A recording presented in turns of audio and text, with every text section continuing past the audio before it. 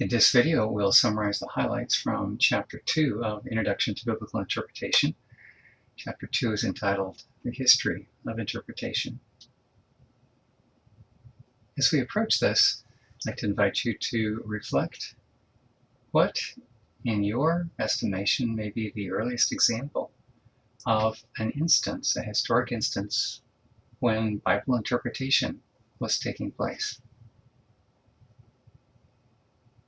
And then secondly, why is it important for us to learn how persons have interpreted the Bible in the past? How can this help us today? In Nehemiah chapter 8, we have an example of one group of people helping another group of people understand what had been written in the Bible sometime past.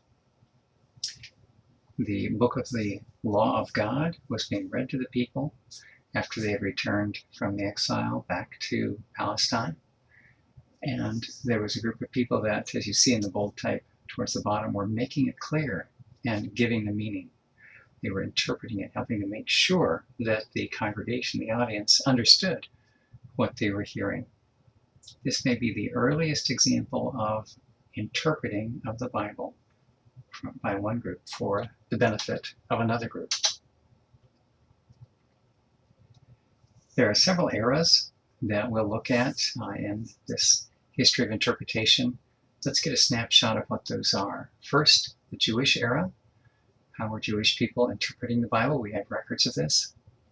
Then, as the church began to grow, beginning first with the apostolic period, what were the trends that we find there? Moving into what's known as the patristic period.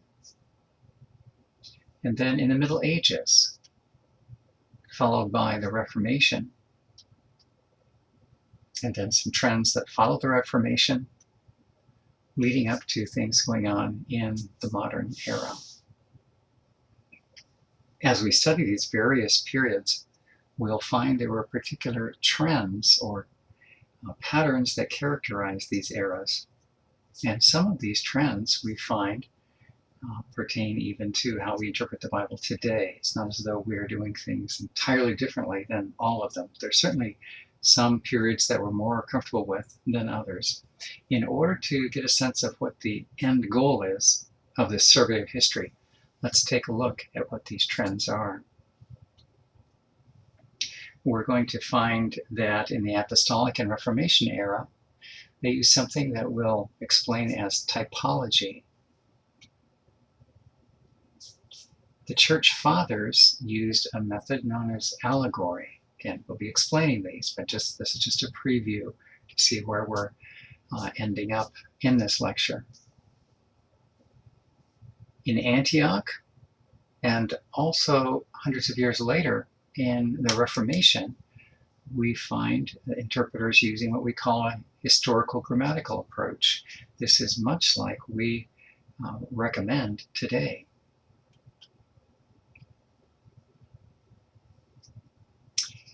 Church tradition at times became the dominant voice for interpretation. And then pietism, especially Jakob Spener, Wesley, Jonathan Edwards. This was a trend which they made important or popularized, and it's one which is very much part of the Ashland Seminary tradition. And then a trend of rationalism with Spinoza. Under Wellhausen and Gunkel, we'll learn about historical critical approach with its various subsections: source criticism, tradition criticism, form criticism, and the influence of the general study of the history of religions and how that impacted biblical interpretation. The Neo-Orthodox movement under Barth and Bultmann gave rise to what we call the existential hermeneutic. Again, this will be explained more later, but this is just helping us to see what's coming. And then there'll be an approach that's simply called the new hermeneutic. Brevard Childs emphasized what he called canon criticism. watch for these various trends as we touch on them one by one in our survey of the various eras. So let's begin with the first, Jewish interpretation. One of the characteristics that we learn of is interbiblical allusion. This can take place either in large portions of Scripture, and here's an example. As you're probably aware, 1st and 2nd Chronicles has much of the same content as 1st and 2nd Kings. As we study the historical development, which was written first, which was written second, we find that 1st and 2nd Kings was written earlier.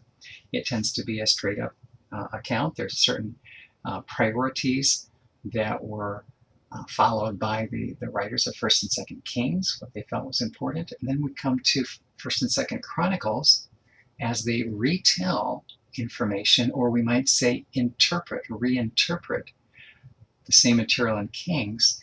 They give it a little different angle. Their angle, especially then, is informed by the fact that they are looking at this information from the lens of post-exilic era. So they've been in Babylon and then come back, and after that experience, they are looking at the history of Israel and trying to learn what God was saying to them, how they should understand their past history in view of having been subjected to the exile.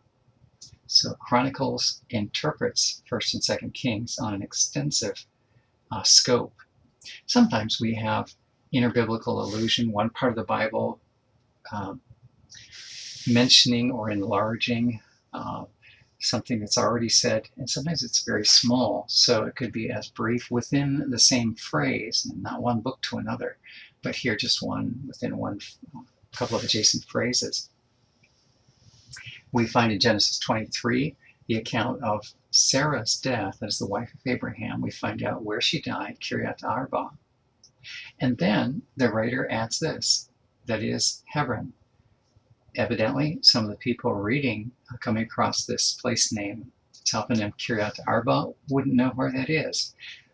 And so it looks like there's a later editor, someone picking up that information saying, I want to be sure I interpret this for the audience that I know is going to read this. I'm going to let them know that we call that location by a different name today, Hebron.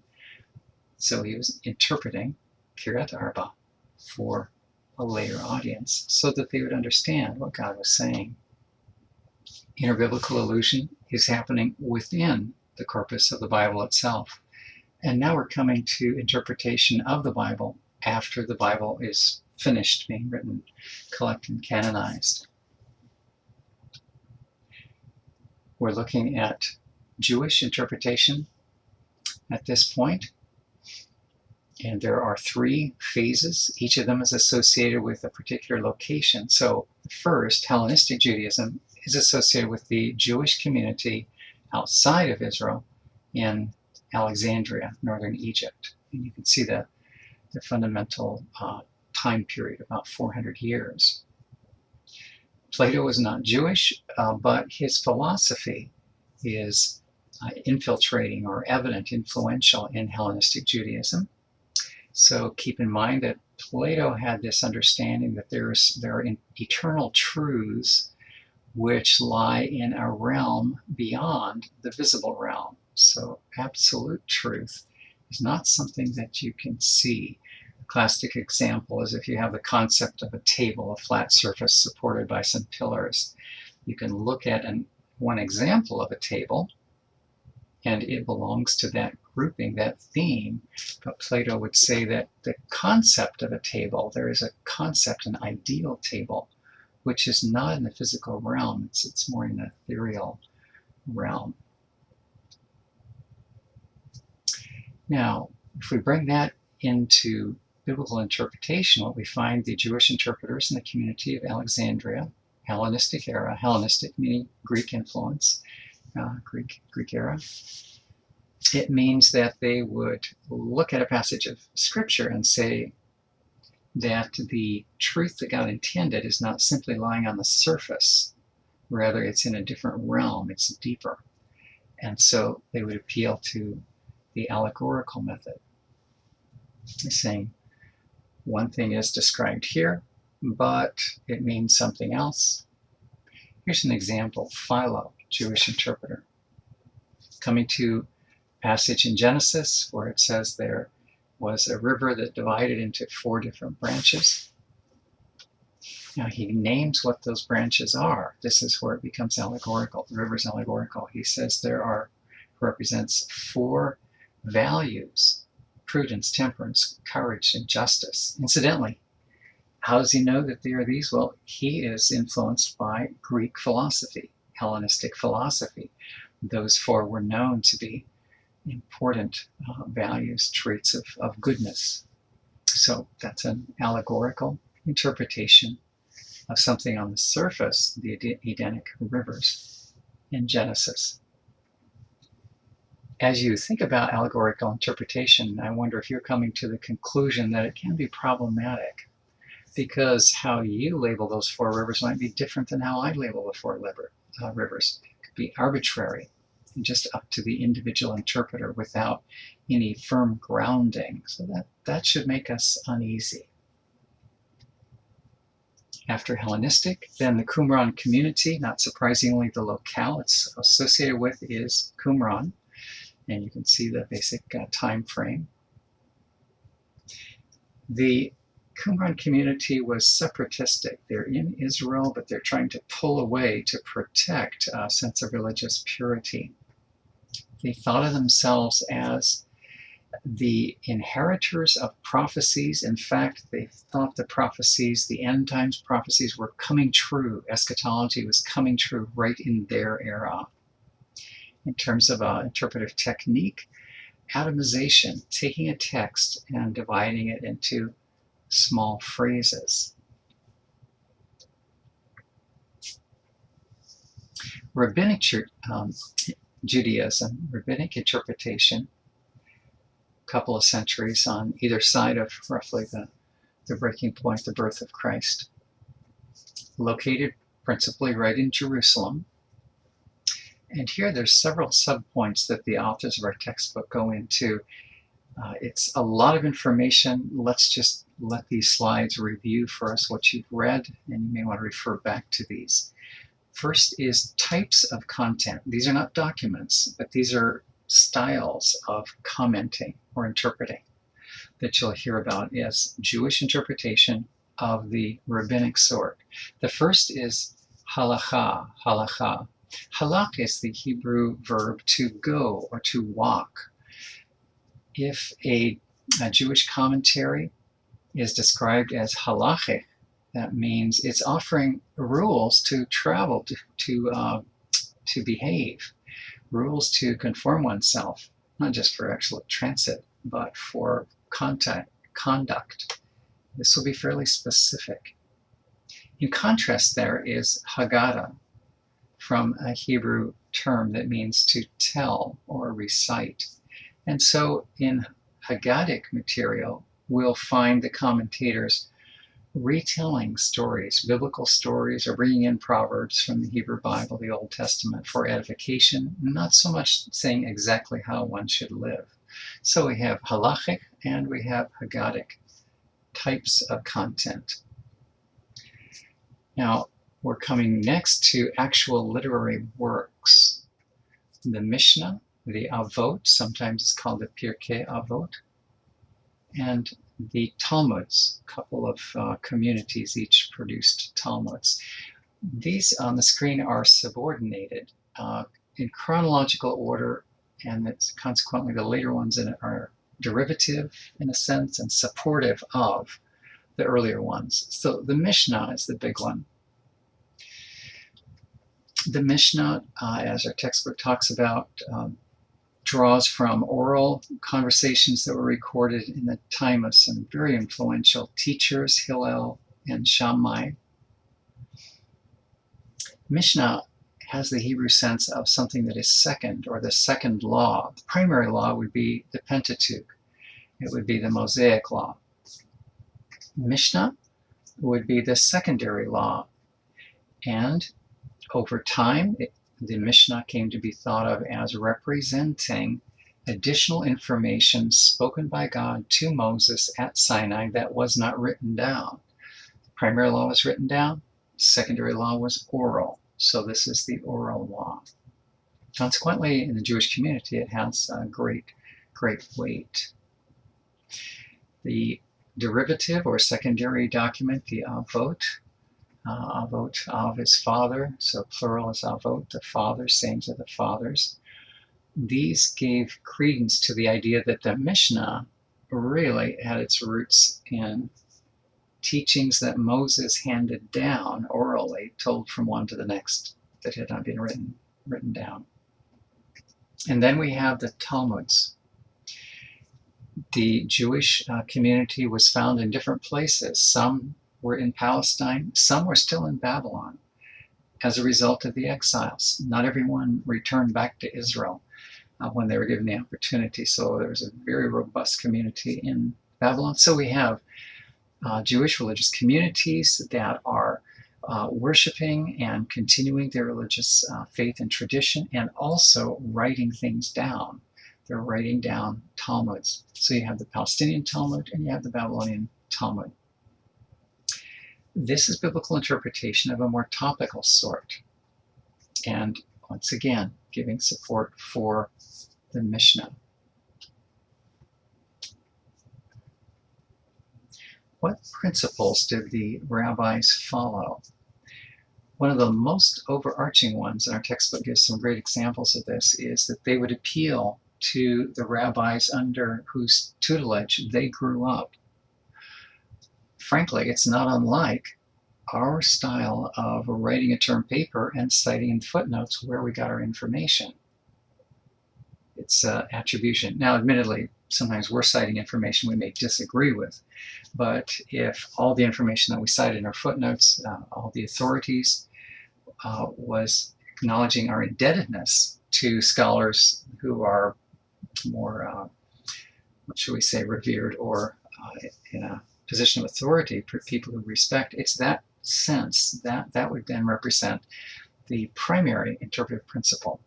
So you see rabbinic material will quote, say, according to Rabbi so-and-so, who learned it from Rabbi so-and-so, who learned it from Rabbi so-and-so, up the chain to get, I guess you almost get all the way to Moses. So that's probably considering making it a little bit extreme, but you get the drift.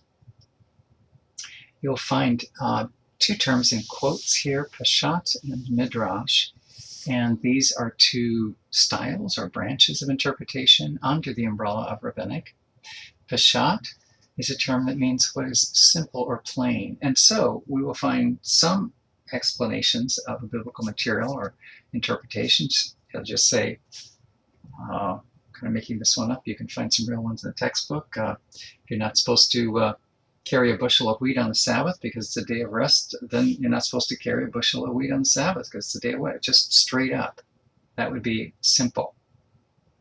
Then there are other interpretive comments that are of a midrashic sort, and here they're saying, beyond the simple, we think that there is some hidden meaning or deeper meaning that God intended, and we, the interpreters, are working hard to try and dig that out for the typical reader. Midrash. How they go about that, you see some techniques that we would look at and say, sounds good to us, using analogous words. So explaining perhaps a less well-known word by a parallel word that was better known, that would be, seems like a good way to do it. Or phrases or verses that they're citing, say cross-references or parallel passages. These are things that we do today, illuminating the less clear but more clear. What becomes a little problematic, though, are those times when they might bring in a parallel passage, and on the surface it might seem to talk about the source passage that we're looking at. And yet when we go back to the parallel that's being cited, we say, wait a minute, the context when that was being used, that it comes from a very different story or a very different teaching. It's a problematic parallel. One shouldn't put those two side by side. So ignoring context, that can be an issue.